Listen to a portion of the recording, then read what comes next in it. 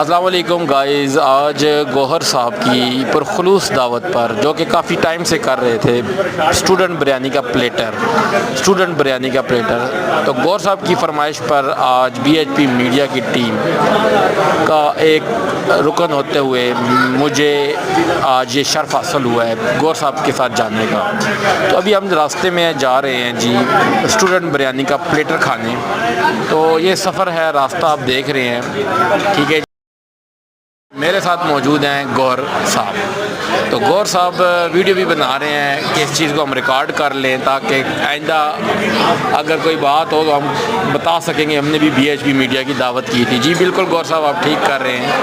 मंज़र भी देखते जाएं, वाकई का खूबसूरत मंज़र, लोग आ रहे हैं जा रहे हैं, ठीक है। ये स्टूडेंट बिरयानी के बाहर हम पहुँच गए हैं। आगे की वीडियो हम आपको बनाकर भेजेंगे साथ साथ, लेकिन इधर देखते रहें, कमेंट में बताएँ कि कैसी लगी।